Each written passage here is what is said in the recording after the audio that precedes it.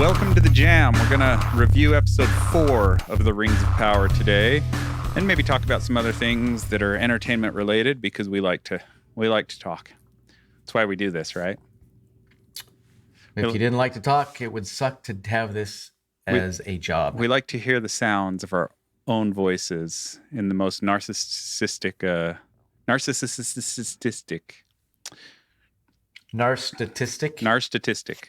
way imaginable. Narcissistic way, yes. Rings of Power, episode 4. Has your ranking gone up or down? Down. It went down. Totally down. Okay. Totally. Yeah. So mine didn't go down, but that's because I think I already dropped it quite a bit. It definitely you were did about not 4 go, or 5. Yeah, it definitely didn't go up, but I'd say it's probably around a 4. Yeah, I dropped. Maybe a 5 still. As far as an episode goes, honestly, I'm at 3. You thought the episode was a 3. I agree the episode was worse. It was a bad episode. I mean, honestly, I was bored. That is exactly my feedback. Yep, it was boring. Yeah, why was it boring? Like, I just yawn. When do we get to something exciting? There was 2 things in the entire episode that were interesting and got me a little bit, engaged. One was when the elf and the girl were running through the forest being chased by the orcs. So the one. See, I even thought that was boring. It wasn't the best, but it was engaging enough that I was. It piqued my interest a bit. Yeah, but there was some suspense. There was definitely some suspense. When the king dwarf and his son Durin were talking, and he said, "What's your sense of the matter?" And he said, "I think something else is going on here." And the king's like, "Wise," or something like that. And then he says, "Go to Linden." And that little moment of dialogue had me feeling a little bit of, okay, this is interesting. What's going on here? What are they talking about? And so that was the only moment that I really felt engaged in that regard. The rest of the entire show, it was just boring. Why was it boring? Like, it shouldn't have been. I think that was actually the best part. Which was between Durin and his father, because they both look so similar. The king looked awesome, by the way. Their noses I thought matched. They did. Yeah, the noses matched. But I mean, he had a way cool beard. His crown was really cool. Yeah. I really liked his crown, and they just made him look like a dwarf that we would recognize, and it was pretty cool. I like that. I thought the conversation between the two, the relationship that you start to get to see, because we didn't get to see it before, but you start to see this relationship, and there was some emotion there, and I kind of like that, especially when he's like, hey, I'm your father. I'll always be proud of you. Right. And I thought that was really cool. Other than that, the rest of it, though, the whole thing about swearing that you'll never spill the beans on them getting mithril. That was weird. Also, it was really bad. And I do not like Elrond. They try to make him a likable character. He is a wuss. Yeah, and do you think it's the writing or the acting or both? What do you think causes both? that? Absolutely both. I mean, the kid just to cast him in that role, they did a horrible job casting that character. Yeah, and maybe you dislike him more than me, because I don't feel quite as strongly. But I don't dislike him per se, but I don't like him. I agree that I don't like him, but I'm not also like, I hate this guy. Unlike Galadriel, who I'm just like, there was more of, she is really nasty. I do not like this person. She has this really super serious way about her. She's unlikable. And it's the writing too. They wrote her that way. Yes. And then they directed her to be that way. So you just have a lot of bad decisions that are being made in this. It's this garbage girl power thing where they think making a girl be mean is somehow, we've seen this consistently as they try to write these girl power roles, that they make a girl just nasty as if that somehow is making them better and more like a man, I guess. Like, but I wouldn't like a man that acted that way too. No, you wouldn't. And even so you even have the same thing with the Queen Regent. And she is the exact same way. She's like nasty. She is unlikable. She's nasty. She's just mean. And you start to get a little bit of a humanity from her when you learn about her father. But still, at the same time, there's just this unlikability about both of the characters, and just bad. I don't even like where the. Go ahead. Sorry. I don't even like where the story is going with Isildur. I mean, Isildur is coming across as this. Yeah, I agree. This kind of spoiled kid who got places because of his father. I understand that, but which I read something about Isildur that even the Peter Jackson movies kind of got Isildur wrong. They made it like he was this selfish, terrible person who was like, I will keep the ring for myself, and made it as if it was Isildur's weakness, rather than Tolkien stated flatly that no one could discard the ring. No one could throw it away, which is in the ending, as we know, Frodo couldn't throw the ring away, and no one could. Isildur was powerless to throw the ring away. But they also made it like he was this coward who ran away from the fight and then got shot in the back. And that's not the way it happened either, that he actually wanted to stay and fight. And it was his sons who convinced him. Bless you. It was his sons who convinced him that for the greater good, he should leave the battle. And then also that he, as he escaped and stuff, the way he was killed and stuff, that he felt great relief when he lost the ring, and it wasn't that the ring betrayed him, it was that he actually felt relief when he lost the ring and stuff. So Isildur was actually a noble character who was a great hero, but he did have the power of the ring's power is control. It's to bind people, it binds people, and so once he had the ring, he was powerless to throw it away. And it shows the great strength of the hobbits. That Bilbo was able to just put the ring down and walk away after struggle. Well, he couldn't have destroyed it. But even Bilbo couldn't have destroyed the ring. The ring would not let anyone destroy it. Well, even the guy who's supposed to be the heir to the throne in the Southlands, right? He was only in this for a few minutes in this episode, and I really wanted to see more of what was going to happen with him. And, I was going to say too that interestingly enough, the most likable characters, like you were talking about not having any strong male characters, but as it's moved into the show a couple of episodes, the most likable characters are the three male characters, the Southland, Aragorn ripoff. Yep. The guard guy or the commander guy who's helping, I don't remember his name, but Isildur's father. Elendil. Yeah, Elendil is likable. And then the elf, the main elf guy. Right. Those are by far the most likable characters.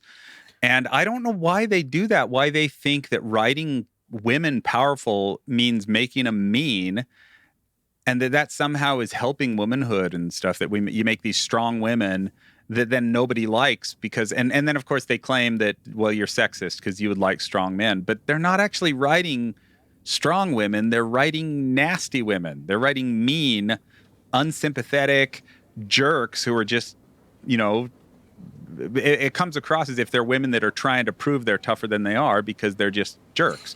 And the men are able to be humble, and they should do the same thing with the women. They should be humble, and their power should be just that they know what their power is and they know what their capabilities is, but they also know that getting along with people is important, and being diplomatic is important, and being friendly is important, and you can't just bull your way through the bull in the china shop sort of thing and get your way, which is the choice they made for Galadriel.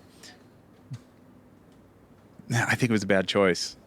Like, it's clearly writing. They wrote her that way, and it's a mistake. Well, they wrote her that way, but I don't think that the actress was really up to the task. I mean, she might be a good actress in other roles, but there has to be. And I don't know if they if the writers on the show decided, hey, we have these unbelievable films, let's do just the opposite.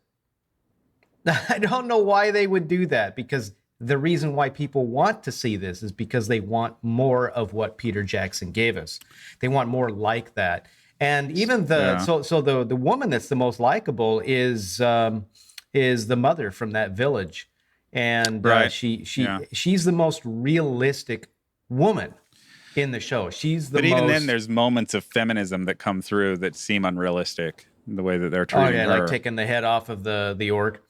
Well, and just the way that she's, taking charge and being the leader and stuff. She is the leader of that village, apparently. Which she's the one. It's almost unfair that feels like a feminist message, because, it shouldn't. Like, it's just once again, it's in the culture we live in, that whenever they do anything like that, they've set themselves up. So anytime they do anything like that, anytime they cast...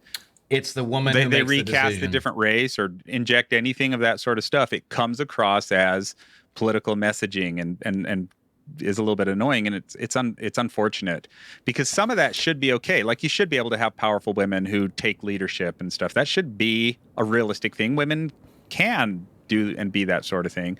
But they've set up this culture where now anytime they do it in a movie or a show, you roll your eyes and you think, good grief. Well, they did it so well terrible. in Lord of the Rings. They did it really well with Éowyn, and they did it very well with Galadriel, and even Arwen. They all were very, very good, strong female roles in those films. They didn't overdo it. Éowyn was awesome, because here she was, this very feminine.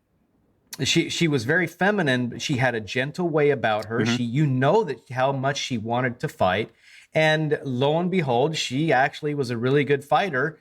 And nobody questioned that, because it worked so well. They did such a good job. It was believable. Yeah, but I think one thing you said is not necessarily accurate. I'm not sure she was a really good fighter. Like, she was a woman, and she was easily beat by stronger characters. She was, and she didn't really want to fight either. She wanted to help. And you could tell that she was a good swordsman because of the way she that had she trained. handled herself. She had trained with Aragorn. Remember the part right when she's doing the sword and stuff. Yeah. But that's the thing. It still was willing to show her as she was weaker and she wasn't as capable because of that. And I think that she also was one of the things that was likable about her is she was not just some butch woman that was like wanted to battle because she was into fighting and killing and, like they made her some unlikable character. Instead, what she believed in was duty and helping out and serving. And she struggled with the fact that just because she was a woman, they weren't going to let her go and do her duty, or what she felt her duty was. It was more about honor and dedication and sacrifice, and that made her likable and made it commendable, rather than being just some butch power girl who's like, I'm as strong as any man. I could fight just as good as the man. And they didn't write her character that way, and so she wasn't dislikable. It was real. No, and she was demure. She had this very gentle way about her. She was like what I don't know, 20 years ago, apparently, that's what we thought women were supposed to be like. And now we're supposed to think that all women are supposed to be this, like men. Exactly. They're racing womanhood. And it's really unfortunate, and with the trans stuff going on, it's even, now they're literally erasing womanhood. Literally. Well, even Durin's wife, I do not like her. I felt that way this time. Like her. I felt that way this time too, though I'm not sure it has anything to do with the message that I don't like her. The way she portrays that character. Not the message. I just don't. Yeah, I didn't like the character as very well. They make the character. She's too modern. She sounds modern. The way that she carries herself is very, very modern, and they've got to stop this. And that's why, even watching the elves outside of the stuff that's going on in that village and where the orcs are trying to kill them all. You've got the other elves, Elrond and the other dude.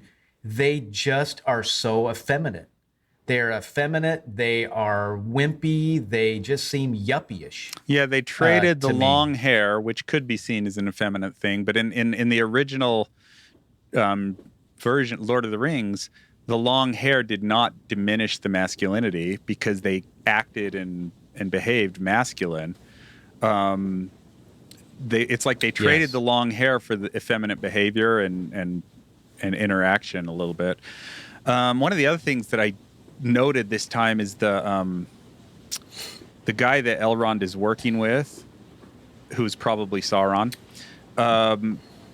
He is too old to be an elf. Like, elves don't age that way and shouldn't age that way. Yep. Like, he yep. looks like he's in his late 50s, early 60s. I thought the exact same thing. He does look like he's right around 60 years old. And I don't know exactly how it works, but my guess is that the elves age up to the point where they look late 40s, and then they just kind of stay that way. I would even say 40-ish. Or 40-ish, yeah. Yeah, well, it depends 40-ish. on, I mean, obviously they have to deal with the reality of the actors that they cast and stuff. And people think you and I are still in our 40, early 40s. Even though we're not, even though we're both past 50. Yeah, sometimes, I guess. Depends on the situation. But I mean, the other thing that really got we're me elves. too, We're secretly elves. We are secretly, yes. Don't let our surgically altered ears fool you.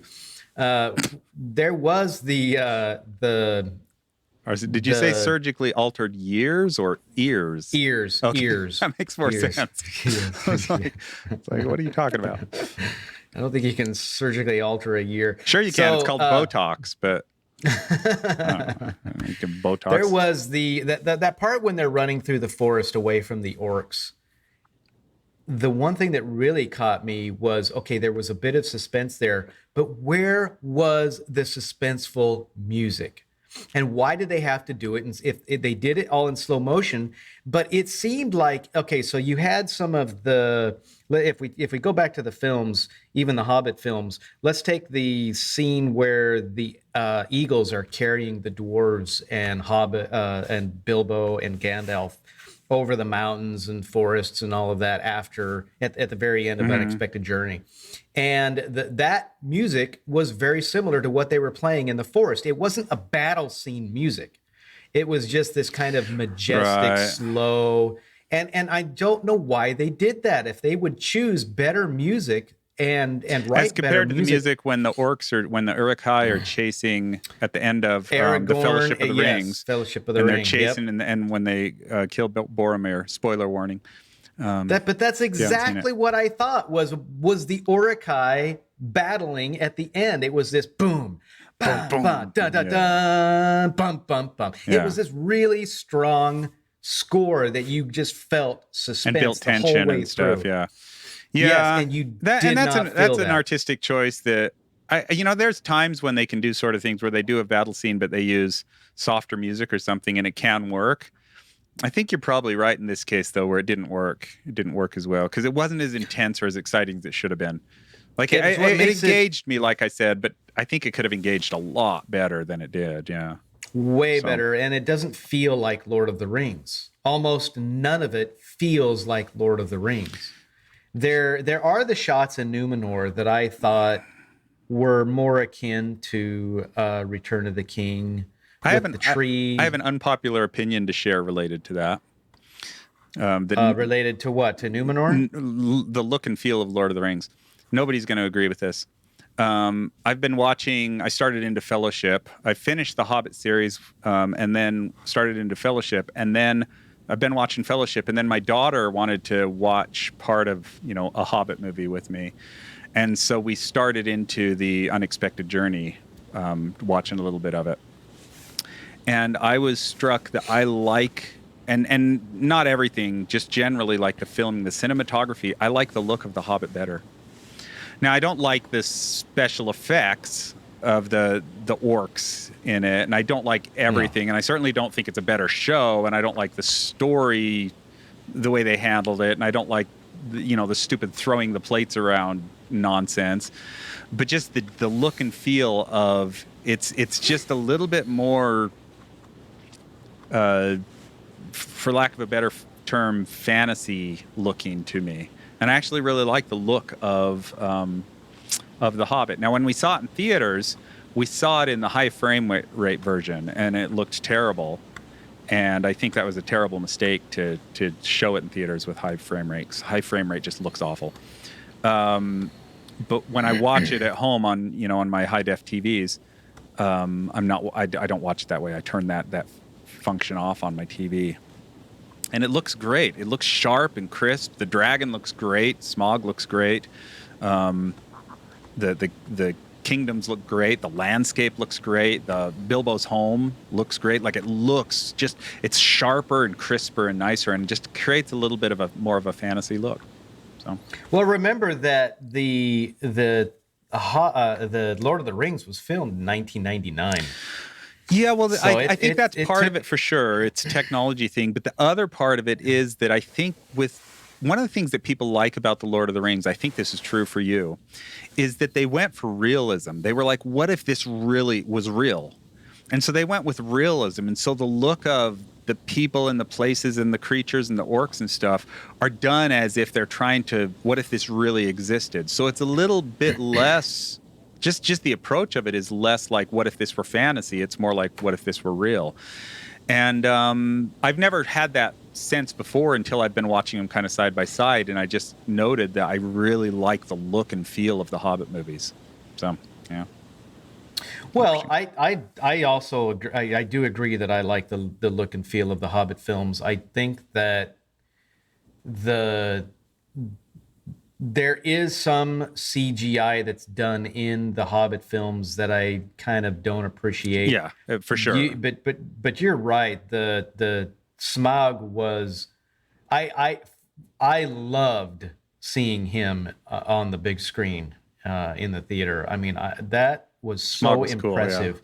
Cool, yeah. When you first see him at the end of Unexpected Journey, you're kind of wondering, okay, that almost looks too CGI-ish, the part where the coins are falling off of him and his eye opens at the very end. See that. But then, and so I'm going into the movie thinking, the Desolation of Smaug, thinking, boy, I hope this is not going to be like, what was the one movie, Dragonheart, where Sean Connery plays the voice of the dragon. He's just very fake, very CGI-ish. I was really hoping it was not going to be like that, and I was blown away at how good he looked. I mean, he just looked absolutely menacing. You know what one of the best dragon movies is, as far as look of the dragon, is Disney's Dragon Slayer from the 80s. Yep. It still holds up. It's really good. Like the dragon is good looking. Now there's things where you could tell that it's a little bit, it's fake. Yep. Done with old technology and stuff, but it's still it's good looking dragon moment. Creepy. Yeah. So I was really happy with that. The whole battle at the end was way awesome. And so, we've got all of this stuff to compare to, and yet they have spent so much money on the Rings of Power. Easily enough to make it as good. Where did it go?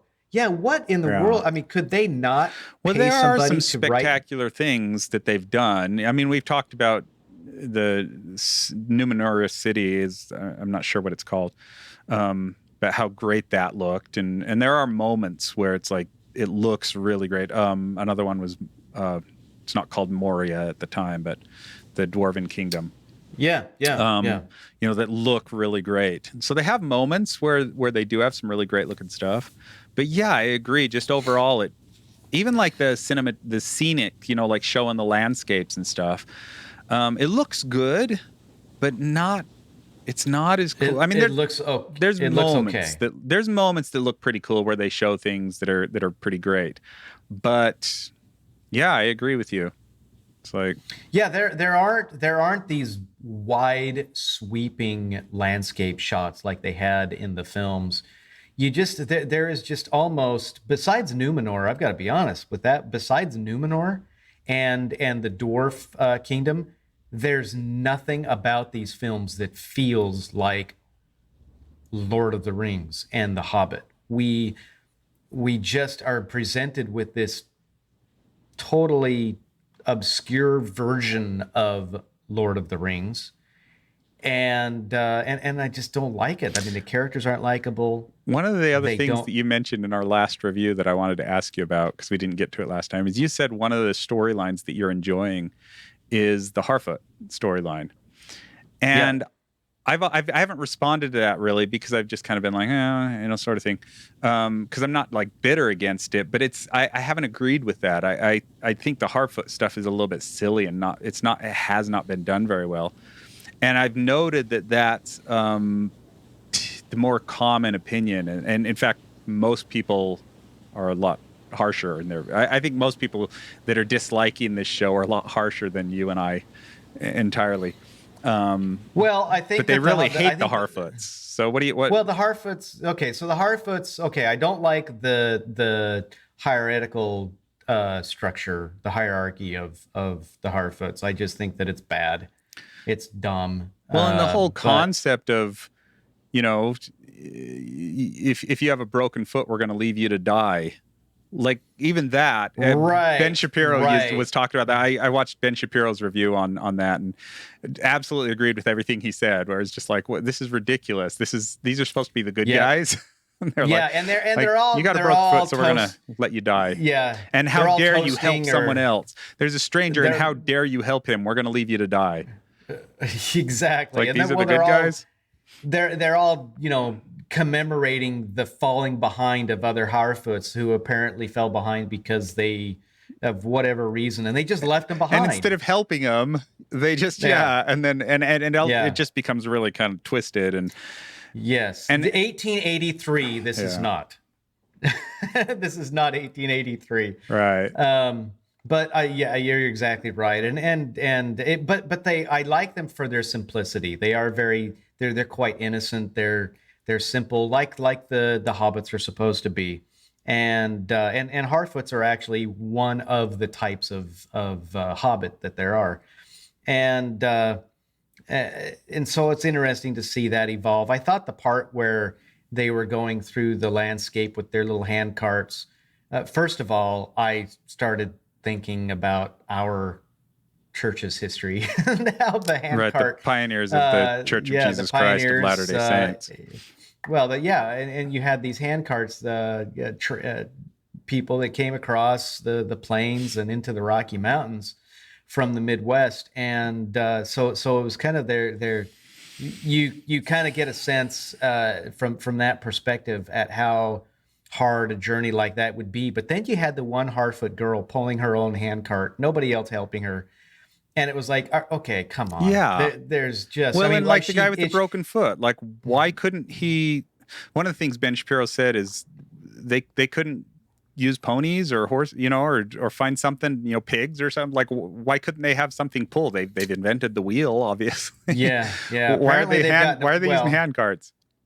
Let's be honest here. They decorate their hair with weeds and leaves and twigs. So I don't know if their mental acuity is very good. They seem to be pretty dumb. Yeah. They really do. Yeah, they if that's the intent, to be really dumb. Yeah. Yeah, that does kind of be, that does sort of seem to be the intent, except their leader, they have some implications that he's wise and knows things beyond, that I think he's a buffoon. I think he's a bumbling buffoon is what I think. That's how I feel about his character. Well, that's the way he's coming across for sure, but I don't think they're intending him to be that way. Maybe I'm wrong, but it sort of feels like what their intention is that he's this wise, kind of sees beyond and he's seeing the stars and reading things into him and right. Yeah. And so I don't know. But yeah, I just don't particularly care for what they're doing with the Harfoots. I think the whole thing has been a little bit silly and poorly executed. I don't hate it as much as a lot of people do, but it's just it hasn't been executed well. Yeah, even in this episode, you don't. I mean, so you got the guy that's supposed to be the father of the orcs. The guy asks the elf asks him a question. Mm-hmm. Why do they call you father? And he never answers the question. So this is now they're trying to keep the mystery. Well, but this is now going very close to what it was in The Last Jedi. You had all of these things that were set up from the Force Awakens that never got answered in The Last Jedi or anywhere else. And Well, how that's do how you know they're. you didn't see The Rise of Skywalker? Maybe they all got Yeah, I'm not answered. going to. Yeah, whatever. So they just aren't answering Use things. The Lost. Lost story, is your primo example of not answering questions. yeah, the show Lost, yeah. Yeah. So you've got the kid that goes to back to the village to try to get food.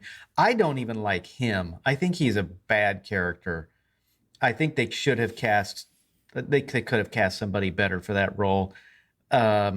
He comes across as a very snarky kind of kid, a teenager, a Yeah, but that typical sort of seems to be the rebellious. intention. I'm actually wondering if they're going to turn him into a bad guy, like corrupted I, somehow by that dagger thingy, sword thingy.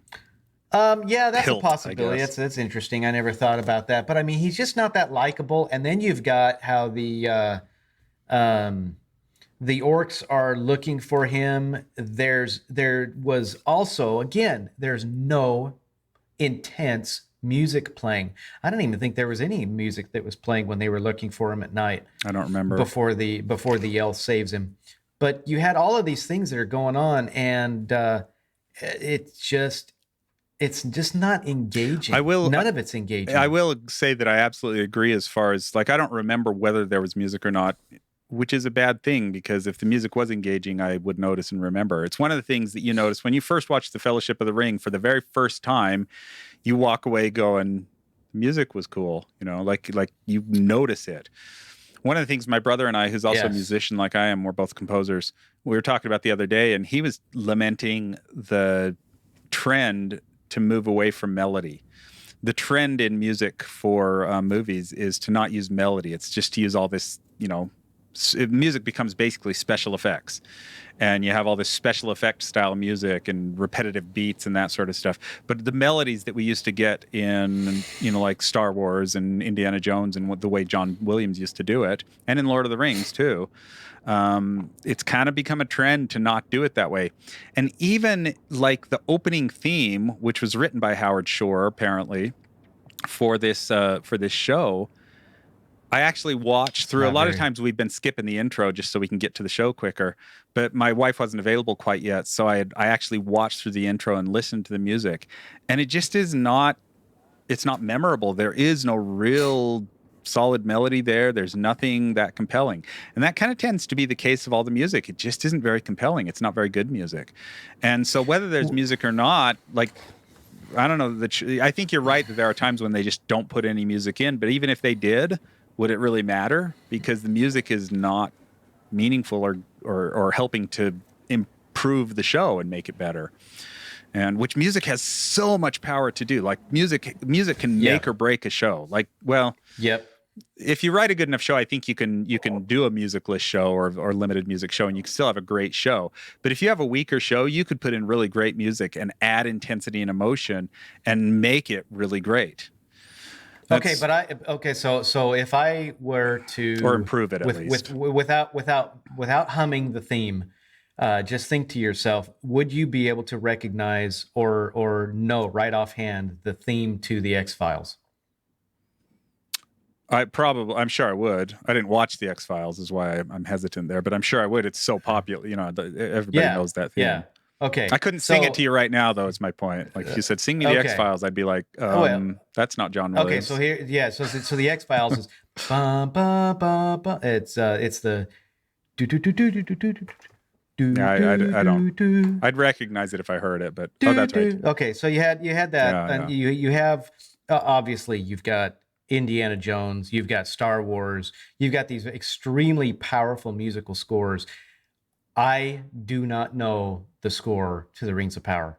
No, not at It's all. that unforgettable. Yeah. As a matter of fact, so you've got the really powerful opening music for Game of Thrones and the House of the Dragon, right? And they did on this new series. They decided to use the same musical score that they used in Game of Thrones, and it's recognizable. It's awesome. Why could they not have had elements of that in this? Even in the Star Wars prequels, you did not have that Luke Skywalker theme, the theme that you heard a lot of. They had a really great theme. You know, they have Duel of the Fates in the first one, which is one of the best things that John Williams has done. It's phenomenally good. And then you have I think it's called Across the Stars or something in the second one, which is a really awesome theme. It's the love theme that they use there, and that's a really, really great theme. The third one doesn't have as much. It doesn't have, as, in my opinion, something that's quite that good and stuff.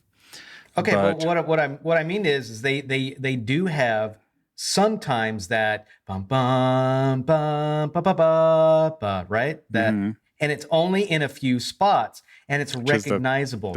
Why they couldn't put elements of Howard Shore's Lord of the Rings and The Hobbit into license it with $1 billion.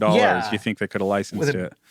For crying out loud. Well, or just get someone who could do better job. So one of the shows that I was thinking that actually has successfully done music well is The Mandalorian. The Mandalorian, even though the impression that I think everybody has, if they're familiar with it, is the part of the theme sounds like Rocky.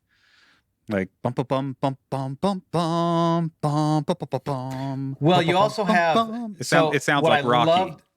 What I loved about the Book of Boba Fett and The Mandalorian was at the end of every episode you had the paintings, the drawings of the different scenes in the show, but they were animated. They weren't screen captures of the actual episode of the live action. These were paintings of it, and I really liked that. And you don't get any sense in these shows, even at the very end of this episode, they started playing the music. The music was horrible at the end. Did you notice that? It was really mellow, like extremely mellow. The opening theme's also really mellow, yeah. Very, very mellow. Even the opening the same theme or not, animation, the animation is horrible in it. For the opening, they're very much trying to go with the modern sort of, HBO series, Game of Thrones, and those sorts of things. The way they do their openings, I would say that they're going as far as being more boring than Westworld, which is I'm just saying style-wise, they're going with that same sort of style for the opening, which I don't know that I love anyway. But it's not done that well. It's a very boring opening. I agree. It is. So I mean, again, it's just $1 billion. What in the world are they spending their money on? I think that's the question we need to be asking is, where did the $1 billion go? So overall, you're giving this episode a 3, and it brings the overall series is bringing down to a 4. I would say that it's I'm about 4.5, maybe 5. I think our overall series were about the same, which it's interesting because I still don't hate it. Like as a show, I'm not just like, I can't stand this, I'm not going to watch it anymore. I wonder if we'll get there. We'll get to the point, if they inject the wrong kind of stuff that's offensive to me, then I will get there real quickly. But it's I see the complaints. I just don't see the overreaction of, I hate this. This is the worst thing ever, because it's not Peter Jackson's Lord of the Rings. Though I get the complaint, why isn't this as good as Peter Jackson's? And I get the complaint that they're spending all this money and can't get it that good. I understand that, but that doesn't mean that it's a unwatchable piece of garbage. It's not entirely some people are claiming it is. It's not entirely unwatchable. I do want to watch it every week, mostly because it's a mediocre. Well, after 5 out of 10. After watching Cobra Kai season, was it 5? Yeah, Cobra Kai season 5. It's like, or season 6, really or whichever one it is. It's like, now what? Because it is so dang good, and I don't understand. So that show's so good. Yeah, you want to talk about a show that captures all of the elements, the best elements from the films, and has turned this into a really good modern story, because obviously it's set in modern day. But I mean, we even went back and we started watching the movies again, and we watched Karate Kid 2 last night, and even that one is not as good, because I wanted to see some of the stuff with Chosen. I wanted to see some of the stuff with Kumiko. and obviously seeing Pat Morita in it is just awesome. But that is an interesting thought. What's that? That I wanted to see Pat Morita? No, that it's not as good. No, I not. Agree. It's not as good as the series. Like as the series. Yeah. Now the first one I would say is. The first one is phenomenal. Absolutely. Like it's really good. The third one has always been kind of mediocre, but I like it. But I always thought the second one was really great as well. But as I think about it, you're right. That the ability that the series has to just really draw you in and be really great and intense and make you laugh and make you upset and make you excited and make you angry and make you really angry and make you angry. Yeah. The movie never did that. The movie was fun. I mean, I'm talking about the second one, Karate Kid 2. There were some elements of anger. There were some elements of frustration. I do think that just not as well. Well, I think the love story between Daniel and Kumiko was actually done very well. They like a knight in shining armor. Okay. Anyway, so we had this. We have this awesome story between Daniel and Kumiko, but the execution in the second one was nowhere near as good as it was in the first film. And but when it comes to the series, like I said, they took all of the best stuff from the movies and they created a really, really good TV show. And the characters, they really do it right. The characters are awesome. The kids are awesome. I mean, the acting's great. The acting is really good. Action is fun. Yeah. There've been one or two moments where they did some sort of weird karate stuff that I was like, okay, that maybe wasn't ideal. But for the most part, I like what they're doing with it.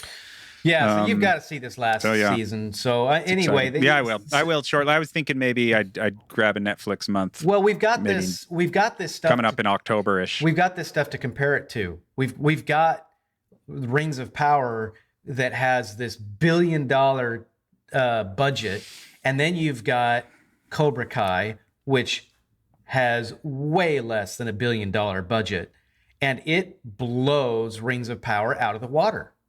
You don't have to worry about special effects. I have a terribly sexist point of view. So we were going to talk about the Hocus Pocus sequel that's coming out. Yeah. One of the things I had noted is that it was saying who's behind this, and it says this has been developed fully by women.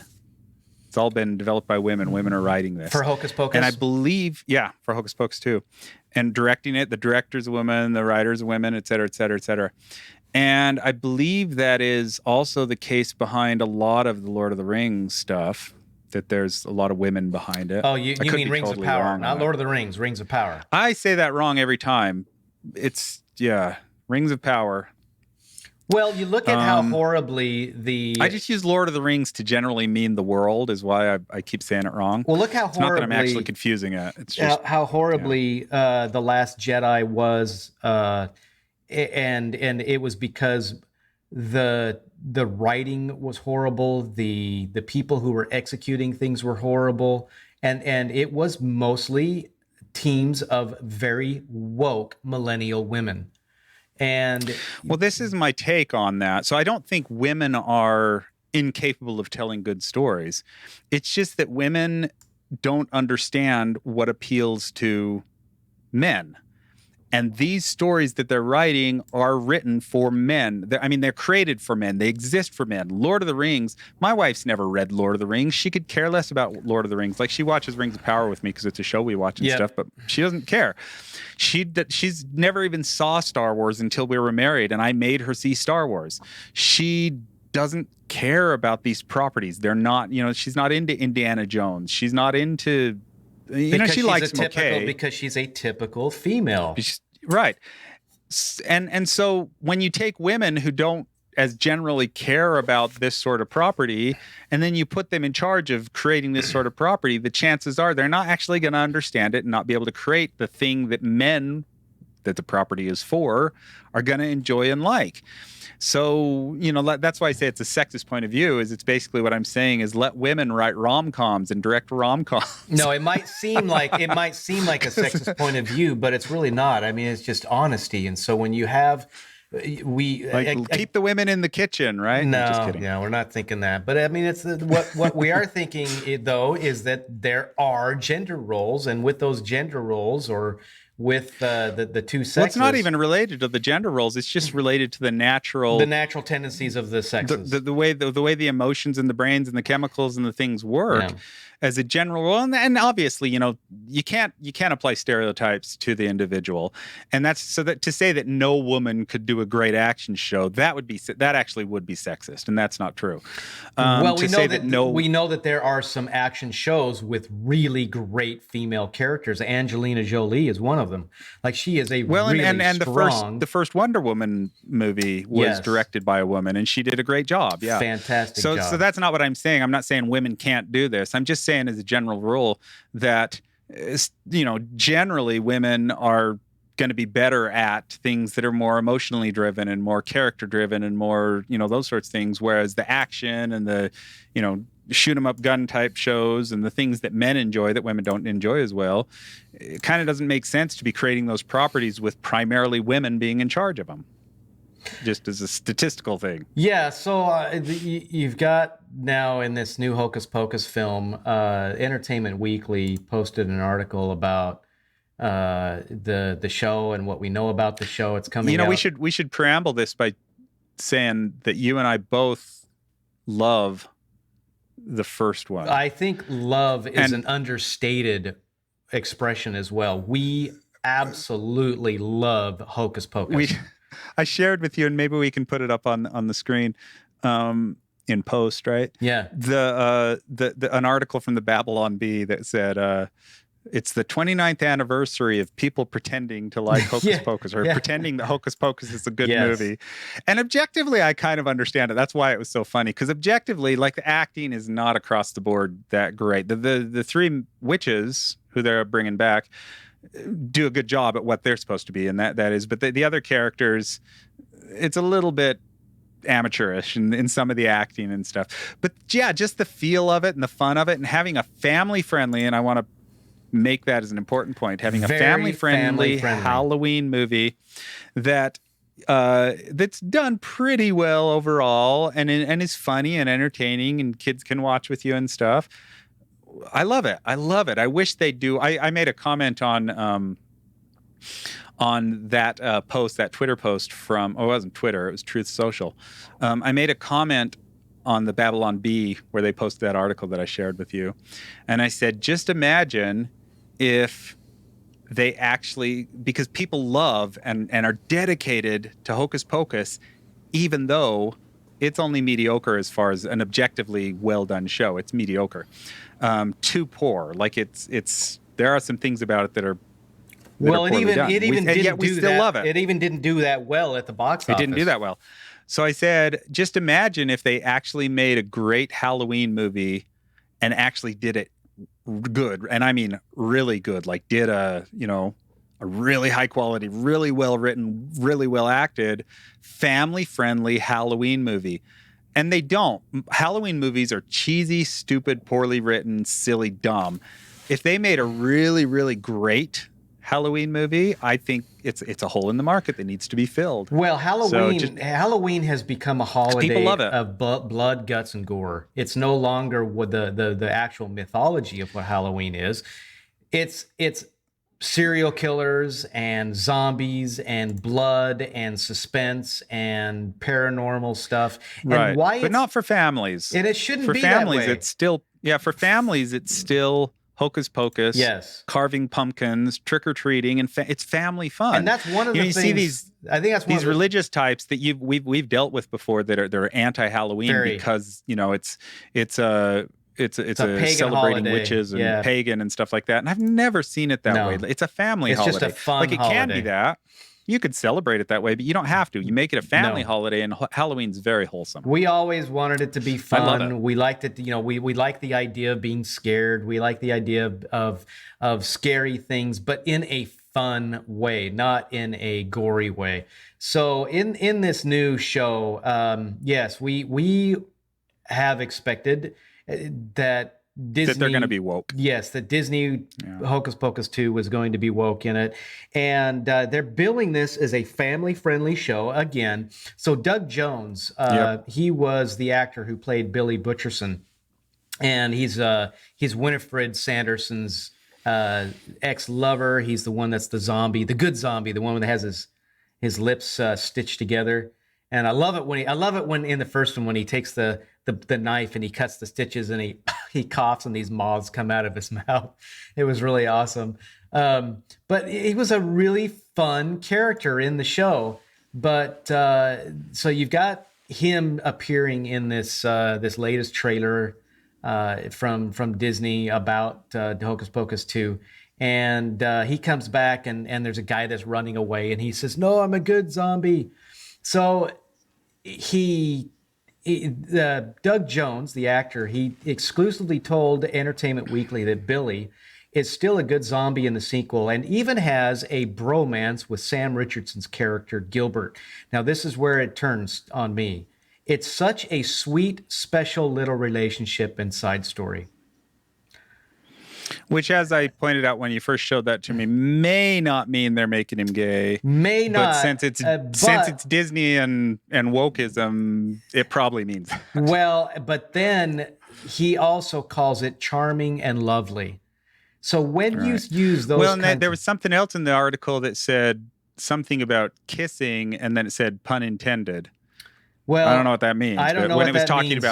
When it was talking about that situation. It's there were a lot of the original cast that did not come back either because they had conflicts of interest and other things that they said that I think the one girl in the film, the love interest in the film, she said that she didn't want to be in the film because she didn't want to take away from the new story. But again, you look at this the new one. It's mostly female. You got the witches. You got the young witches, the girls that are turning 16 who apparently become witches, or they want to be like that. But then just right up front, making the main characters all girls. Once again, in a vacuum, that shouldn't be a problem. In today's culture, it feels like a message. It is a message, and we know that because you have like you've said, you have all of these people who are it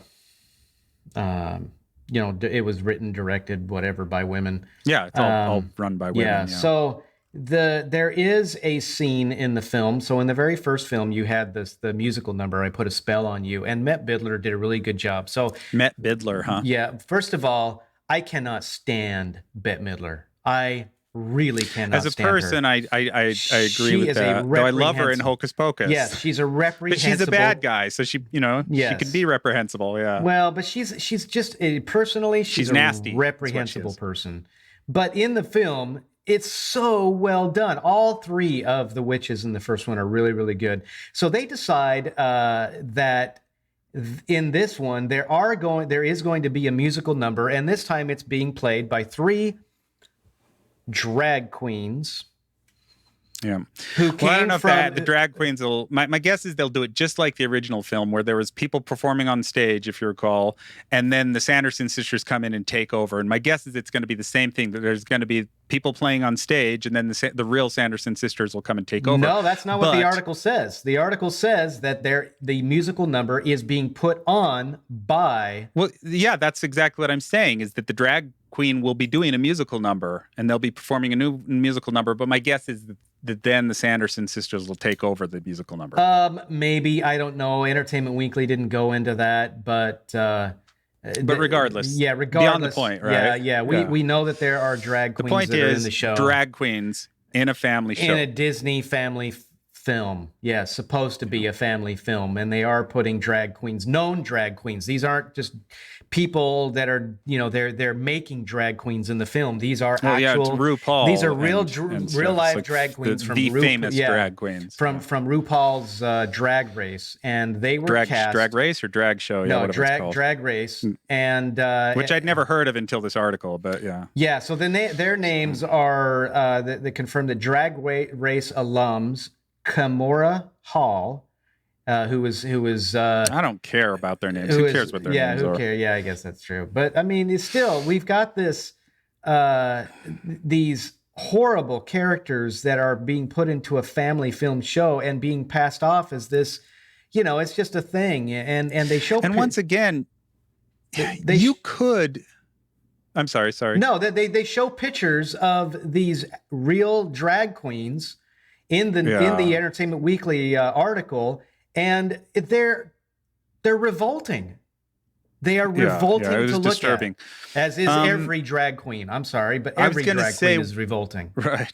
Well, I was going to say you could do it if you were doing it in comedy. You could do that. There were men dressed up like the Sanderson sisters, and it could be done funny and well.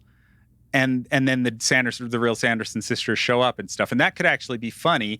We used to do things I remember when I was a kid, even in like, a church thing and stuff where men had, do something dressed up as women. They're so obviously men. It wasn't drag, they're so the drag show thing. Yeah, because it was done for comedy. Yes. It was like, this is funny because men aren't supposed to do that. And the whole idea behind drag is that men are supposed to do that. Like this is the cool thing and stuff or something. And so it's this whole other sexuality is drag queen. And once again, make a movie and do that if you want to. Fine, I won't watch it, not my thing. But when you're doing it as a Disney show meant for kids, meant for family fun entertainment, the whole family could sit down and watch, it is so grooming. Like it is awful. And consequently, we will never see it in our family. We'll never watch the show. And I don't think... And it's really disappointing to me because I love Hocus Pocus. I would love a good sequel and a fun sequel. Well, you know how you and I have talked about the Goosebumps films, and we both, you think that the second Goosebumps movie is better than the first one, and I love the first one, but the second one's better. But I love the second one as well. Because it has more of a Halloween feel. It does have a Halloween feel, well, but I think they're both really, really good. But you're right, the second one does have a good Halloween feel, and it's just a lot of fun. And I think I said at the time that I thought when the first Goosebumps movie came out, that I thought, hey, we might have a new movie to watch on Halloween. It seemed like it would be a fun substitute for that. Of course, we used to watch every single year Bram Stoker's Dracula and Hocus Pocus. At least I did until I had a kid, and then I stopped watching. Yeah, I was going to say that's probably not appropriate to be watching with your son. Bram Stoker's Dracula. We've never seen that, so we don't. So instead, I think we're going to watch Dracula Dead and Loving It. So the Mel Brooks version of the film. So I cannot understand this fascination that Disney now has just keep, and we've talked about this, but they keep going down this path and they keep getting worse and worse. I don't think Walt Disney would be spinning because they're trying to. I don't think Walt Disney would be spinning in his grave. I think he would be eating himself because it is so bad. He'd be firing people. Yeah. Well, and it's that. What they're trying to do is they're trying to force this down on kids that this is family friendly. They're trying to force that message. This is family friendly. This is family friendly. Drag queens are family friendly, and they're forcing that on us. And so, regardless of whether or not Billy is actually homosexual or not, which I have no doubt. One of the other things I read though, is in Bette Midler talking about it, she said one of the reasons that she got excited about the script is she said that they were showing the 1600s and they were showing them as how they became the Sanderson sisters. And she compared how back in the 1600s and the way that they were, mistreated and whatever happens there and stuff is exactly like today. And it's the same, like today is the same as the 1600s and stuff.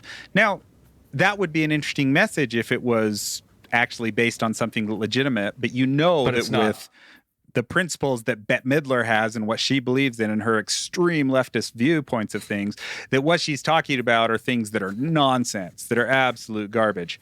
And so, just even in the very idea that in the 1600s, if you did a drag show for kids, they'd kill you. And now Disney can stick a drag show in a movie and half the country cheers it and thinks it's wonderful. Celebrated. It's not the same as the 1600s at all. But moreover, that's what she's talking about, is they're going to have some sort of messaging in there that's trying to say, look at how terrible things are because of Republicans and conservatives. It's also terrible. MAGA Republicans. Yeah. Yes. And they won't explicitly say that, but the messaging's going to be there. And whether that's, totally egregious in terms of homosexuality and drag queens and things like that, or whether it's just generic political messaging, either way, it's something that I don't find entertaining, and I'm not looking forward to it anymore. What's so frustrating, and I'm sad about it. What's so frustrating is that we're going to be called the extremists because we have this point of view, but our point of view hasn't changed. It's the other side that's changed. They're the ones that have become extremists, and you've got the this horrible bubble that Hollywood and the left lives in, and Bette Midler is absolutely one of them. The executives at Disney are absolutely part of this. They're writers, they're directors, they're all part of this stupid bubble. That think drag queen is normal. Well, they're healthy and wholesome. They have this super sexualized lifestyle that they all live. And so they think that it's normal, but it's not. Mainstream America does not live that way. And so when we see things like drag shows coming to BYU in Provo, Utah, for crying out loud. To be fair, it was off campus. It was more just like, okay, but come on, they advertised, but they advertised that there were going to be current and past BYU alumni there. So this was billed. Yeah, they're being. This was billed as provocative, and it was billed as a family friendly. I just want to make sure it's pointed out that it wasn't an official BYU sponsored thing by any means. But it was definitely done as there were students from BYU. They tried to use BYU to make it provocative and make it. Make it seem like the school was so antiquated in their thoughts, and to add controversy to it. Yeah, exactly. But still, you had a drag show that billed itself as family friendly in Provo, Utah. So, yeah, we really struggle with the idea that these things are being considered family friendly. That we are sexualizing our kids to the point where we are taking away their innocence at the time that they are 4, 5, 6 years old, telling them it's okay to be put on puberty blockers, telling them it's okay that they can decide what gender they're going to be. And drag queens are a total perverse way of teaching children things that are absolutely not true. Bill Whittle had an interesting take on it, which I actually disagree with, but he was saying that he thinks Disney and the executives are doing it on purpose because, kind of based on, he didn't say it this way, but based on the concept of there's no bad publicity. And so by raising controversy, the same thing is like with the claiming that the drag show in Provo was BYU based. It creates controversy, and then people hear about it. Yeah, and stuff. That's a bunch of and so he was implying that Disney and the Disney executives are playing that same game, that they're making things controversial because then it raises awareness. Like putting in the Black Little Mermaid. How could they not know that there was going to be the sort of backlash that there was? And so they must be doing it on purpose in order to get people talking about it. And I think that's garbage. I think they live in a bubble. I do not think for a second that they're thinking, hey, if we do something that people don't like, it's going to raise awareness. They just are dumb and they think that's the way the world is. They're evil. They're evil. Well, they're evil and they're oblivious. Like, I don't think they think, hey, if we put these drag shows, these drag queens in Hocus Pocus, that we're going to lose money. No, like, I don't think they're thinking that. I don't think they did that when they put the lesbian kiss in Buzz Lightyear. Like, I think that then when Buzz Lightyear didn't fail to make money, that they were like, what? Or Star and they're Wars. Still blaming other things. They're still not saying, well, maybe we shouldn't be putting those sorts of things in our movies because we're losing money. Well, because they just are totally oblivious because they live in this bubble. And then when people are critical of it, like they have been of the Disney films, because like they have been of Star Wars, like they are of Rings of Power, they're being called all kinds of names. It's their fault for not liking it. They're the bigoted ones. Yeah. When the bigotry is coming from the other side, the bigotry is coming from the side that says you must accept these things. And if you don't accept these things, then you are a really bad person. And the bad people are the ones trying to push this lifestyle on the rest of us when we don't want it. Yeah. Well, with that, I think we're out of time here. So we sure appreciate you joining us, and we'll be back at you. And we're holding off our primary podcast for a couple of days. We're going to start releasing it on Mondays, so look forward to that. And we'll do our reviews over the weekend. So if you enjoy this content, please feel free to like, subscribe, and or dislike, and never come back if you hate us. So please come back. We didn't want you anyway. No, we want them back. I'm just kidding. Even if you don't agree, we want you back. We want you to enjoy what you're listening. Them's fighting words. It's getting good fights. At least, you hopefully provoke some thought. So, thanks for joining us. We'll see you again.